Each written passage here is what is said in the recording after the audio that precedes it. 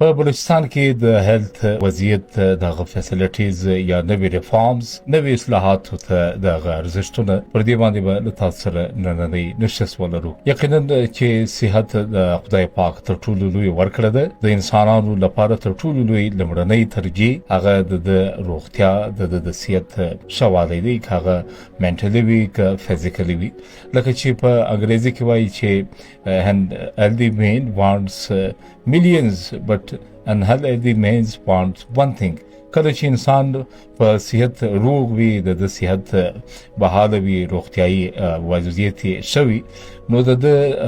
تمناوي د ارزوګان هغه لامحدود وي. نو کله چې انسان بیمار وي، انسان د ناروغۍ سره مخامخ وي، نو دته صرف یو شی ښکاري، هغه د صحت دی چې هغه د دنیا له نورو ټولو ارزوګانو څخه بیګانه ساتي. په بلوچستان کې چونکې د پاکستان تر ټولو لوی جغرافیایي صوبه ده، د لوی لینډ ماس په دې کې د رورل ایریاز او د اربن ایریاز او د هیلث مسایل چې دی هغه یقینا هغه کې یو ان پیرالل دغه چې دی ډیولپمنټس مخې ته راغلي دي. او چونکې د دومره لوی جغرافي د ساتلو لپاره یا چې کوم رورل هیلث کیر سنټرز دی یا په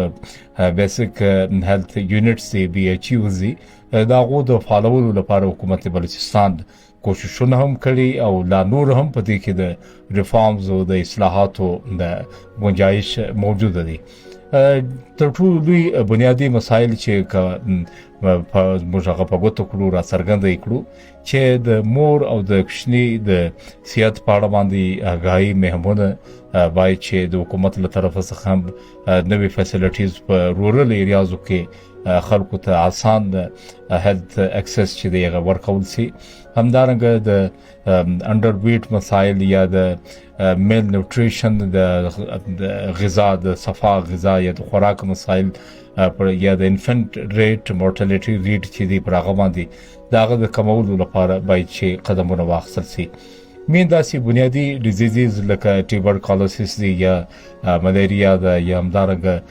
کولیرا یا داسې د واټر برن ډیزیزز د دې ټولو د مخنیوي لپاره باید چې پریکاشنري سټپس واخیستل سي، یعنی داسې قدمونه چې هغه د یو مرض ته راتلو لمخه دغه لپاره یو انسدادي قدمونه اقدامات وکړلای سي، بلکې د حکومت په دې کې هم زیات توجه پکار ده. انساني صحت باید چې د یو بنیادی انساني حق په توګه باید چې ومنلای سي.